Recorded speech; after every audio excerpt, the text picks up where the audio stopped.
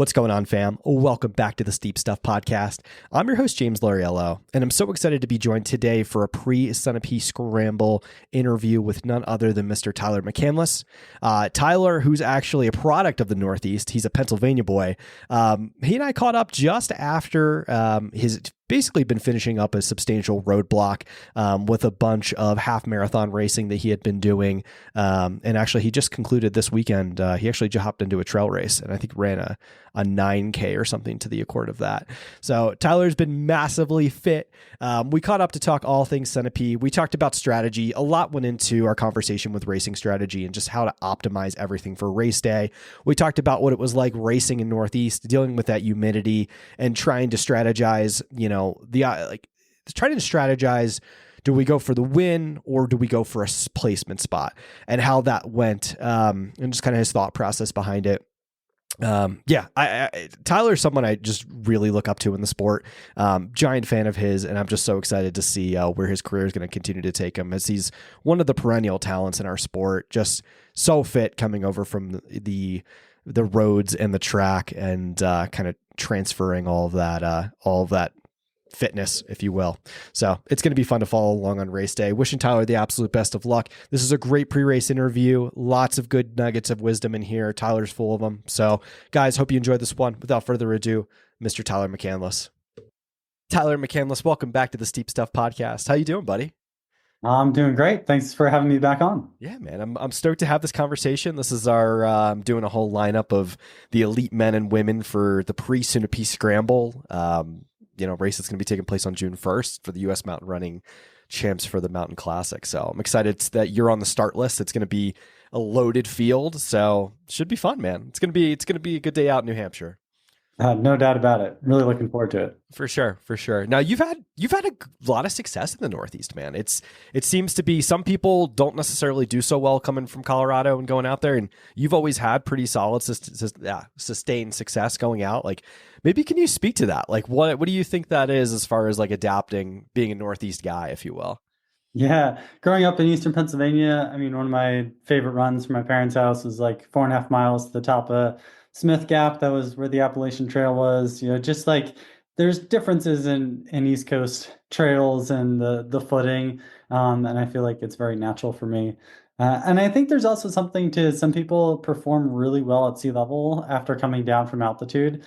And I feel like I'm one of those where like sometimes my workouts at altitude aren't anything extraordinary, and I'm like having a hard time running 5-minute pace in mile repeats, but then I can go to sea level and string together a 102 half marathon that's like 4:48 pace for 13.1 consecutive miles. So, the Northeast being lower elevation, I think, is a benefit for my strengths. For sure. Let me ask you this. A lot of people complain about humidity, but for instance, like you've done so well in Hawaii races, you've done well in Northeast races. Like, do you just adapt really well, I guess, from being from the Northeast? Maybe. I also just like it. I don't know. There's probably some like mental aspect, but like I love the hot, humid races. It's not like I've performed, brilliantly in every hot, humid race that I've run, but I tend to perform better in those conditions. And I think I also have a pretty good sense for how to pace and like dole out your effort appropriately in those hot and humid conditions. And I trained in Pennsylvania summers for many years. I have good experience with humidity and how it affects you.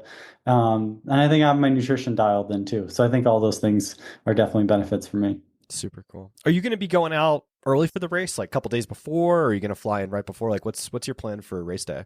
Yeah, I think I get in late Thursday night so that I can have Friday to run much of the course, work remotely, just kind of be chill. Saturday, do another, shorter course preview, and then be able to rip it on Sunday morning and fly back to the fam. Nice, quick little business trip, right? Yeah. Very cool. Let's talk training, man. Since the last time we've spoken, like how has training been going? I know you've ran a few races, so maybe talk about some of the things that you've been doing in the meantime. Yeah, it's been really great. So I think we talked towards the end of 2024, and now I just looked on Strava. I've strung together 20 weeks that are at least at 80 miles, up to 95 miles. So the consistency has been just perfect. Focused on some shorter training before kind of the beginning of those 10 weeks, more track workouts, kind of trying to to get a lot faster. I didn't do that many track races for a few various reasons, but did one indoor 5K, came in second, ran 14:35 in January. Wow. Then I did a half marathon in South Carolina where it was surprisingly about 25 degrees. Was pretty much in no man's land, ran 104. After that, my training really improved. I did another half here in Colorado and in Fort Collins, the Horsetooth half. And it's fun because it has about 1,000 feet elevation gain. So it's a pretty hard course. And I was third in that. It's like the fifth year in a row I've been first, second, or third. And my time was pretty comparable to other years when I had run 102 at sea level. So I feel really good about fitness compared to other years. I've been putting in strength work and sauna work consistently over that 20 weeks. So coming in, just feeling like that consistent volume of good quality work is really leading to some great fitness. Oh, I love to hear it, man. I mean, you're without a doubt in the top, I'd say top 3 men fitness wise going in easily. Just by looking at Stravas and seeing what other guys are up to. Like it's crazy how fit some of these early season guys are, including yourself going in. I got to ask you this. So one of the things we spoke about last time was we talked about podiums and where you've landed on podiums, and you're just so consistent. Like you're always on the podium. But one of the things you had talked about going in was maybe doing some more specific work to get that first place spot. What have you, especially because like Sunapee is such a strange course where there's some road component to it, like dirt road, and then there's the techie downhill. Have you been messing with any of that stuff specifically kind of going in?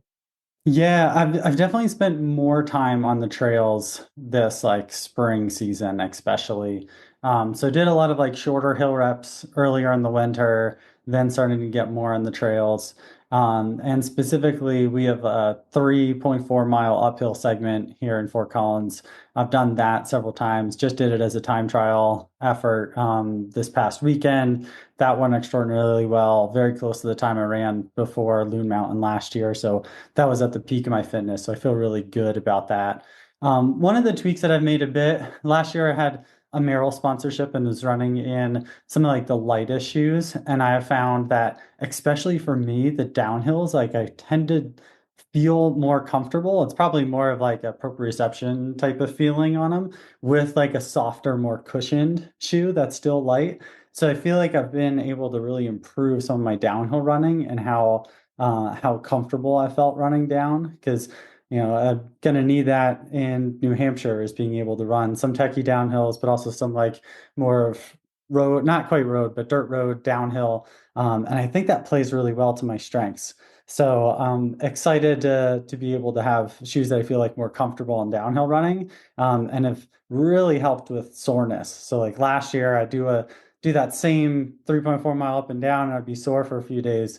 I did that and more on Wednesday, and I didn't feel anything. I felt kind of fresh on Thursday. So I feel like my legs are better calloused and prepared for the downhills, which I think will be a difference maker for some of these races. Nice, nice. If you don't mind me asking, what particular shoe have you been rocking these days? Like, what are you working with? I've been trying a few different ones. The ones I think that have floated to the top, I really like the Norda 005s. They're like just under 8 ounces, no plate in them. It just feels really smooth, and it's a little wider toe box that has felt good for me. The Puma Deviate Nitro Trail or Elite Trail, that's been a great shoe. Also really like some of the Nikes. The Zagama 2 has been a really great shoe. I've worn that on a lot of trails, and the Ultrafly. So I've been kind of experimenting with those. I think I'll probably do the Norda for Sunapee. Nice. That's interesting to hear. We'll talk more offline about Nordic because like there's some good stuff cooking there, and those shoes are like I got to see that original 005 before it came out. It was like the production model from China. Jason Schlarb happened to have, and I was doing a photo shoot with him, and I was playing with that shoe. And I was like astonished. That is a really solid shoe. So yeah, it'd be cool to see you get the dub in Sunapee and something like that. That'd be cool. It would be cool. They're not very cheap shoes, but they No. are supposed to last a long time. So I'm hoping I get a lot of miles out of them. That's Yeah. for sure. I'm curious to hear, your take on that. Like, maybe in a few months or however long, you get I don't know, 500 or 600 miles in those things. I'm curious to hear like what you have to say and if they do hold up. Because The only reason I say that is because, like, super shoes don't really last, right? Or at least most don't. So I'd be curious to see, what happens there. So Yeah, same. yeah. So let's pivot to Sunapee a little bit more. I do want to talk about so this is not going to be your first Team USA. Last year you represented Team USA, having gotten a second place at Loon at the uphill vertical championship. This would be a little bit different because it's a different type of course. Like it's the strategy going in is a little bit different, right? Like it's two loops and the second loop is a little bit different. Are you going to take, like, what is your like plan going into something like this? I'm just curious, like from a mental perspective, like how you would race this. Because if I would apply anything similar, I would apply like almost like a Broken Arrow 46K where like the dude leading the first loop is generally not the person winning the race. So it's like, how do you go in with something like that knowing, Yeah, I think it plays very similar to a half marathon that's on a hard course. And then people do blow up in the last 5K of a half marathon. So I think I'm, 38, I'm seasoned, I've run a lot of races, haven't done a ton of, this type of trail race, this distance, etc. But I've done enough, done Vail several times at the 10K to have that feeling. And I think just being really smart, to me, as you said, it's a qualifier. It's kind of like a prelim. And if you think about it, the goal is top four. You get top four, you move on to Spain. And like that is the goal. And just coming in with that framework of like, I don't need to try to blow away the whole field and run some, spectacular time. You need to get through to the next round. Yep. So I think coming in with that mindset is really important to think about how to race it strategically well. I think it's just such a smart way to approach it because, like we both know people are going to go out, hair on fire, obviously for the first loop. And then there's going to be, I would assume there would be carnage, especially on the descent. You'll start seeing people start, flailing at the descent. And then once you start, picking up the second ascent, it's going to be interesting to see the field separation. That's for sure. What would it mean to you to make this team? I know we talked a little bit about this the last time, and I kind of probably asked the same question, but what would it mean for you to go to Worlds and make Team USA this year? Yeah, last year was a really cool international team competition and love the USATF MUT team, put that together. But it wasn't a world championship. So to make a world championship and being able to compete like truly as a team in a team competition, it would mean quite a lot. And I really designed everything in the last 6 months to prepare to being able to give myself the best shot to make the team between the race in New Hampshire as well as in Broken Arrow Ascent and have, two good chances to do it. And I just love that these events are top four make the team. It's not, there's no resume, there's no time qualifier. It's just like get everyone together and you earn your spot. So to do it with that pressure, it would be considerably rewarding. Yeah. Yeah. It's crazy, man. And it's just like, I gotta say, like, as far as like mountain classic and championships go, like this might be one of the most stacked ones we've ever had. I mean, obviously Broken Arrow is going to be crazy. Both the ascent might very well be the most competitive race ever established on American soil, but this one's going to be right up there. I mean, both the men and women's fields look pretty wild, and what a cool place to do it, right? Like, I don't know, it'd be cool to get one, like for instance, like a Cirque Series race or something like that at altitude. I know that wouldn't gel for like USATF rules, but it is also cool to get one in New Hampshire and have it where it's going to be a fair field for everybody. Yeah, definitely. The one thing I know is the field will be deep. Not everyone will come with their best fitness. There will be plenty of people that had entered early that decided not to do it. So I feel like I really just focused on myself of just how do I get to be as fit as I can and prepared as I can for that event. And I'm going to show up and just race to the best of my abilities and excited for that opportunity and know the field will shake out as it shakes out. And if I end up fifth or 10th and I get beat by some of those really talented, tough other guys, then like I'll still be proud if I've given it my best effort in Sunapee. I think it's a beautiful mindset, Tyler. I'm so curious. I got to ask you this, like, because it's not super tight turnaround, but it's a turnaround nonetheless with work and being a family man and just being busy. Like, is that a lot on you to be able to go out there, race, hopefully get the spot? Let me just ask you this: if you get the spot, are you still going to go to Broken Arrow, or you think maybe not? Yeah.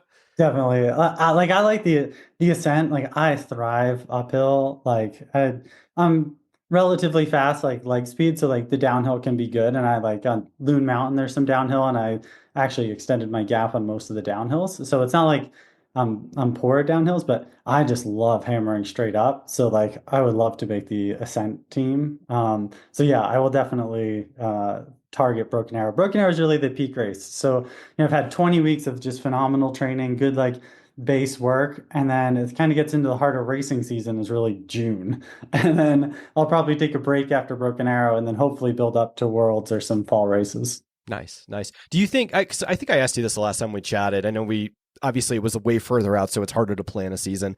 But after Broken Arrow, is there anything you might wind up going to? Like, do you think go back to like the Rendezvous Hill climb or anything like that? Love Rendezvous Hill Climb. Would love to do it. One year I'd like to get Pikes Peak Ascent in, so that depends on, making the world team. There's a lot of good races in September, like Run the Rut, Mammoth Trail Fest. So I think September has quite a lot of good ones. Yeah, we'll see August or if anything else in July.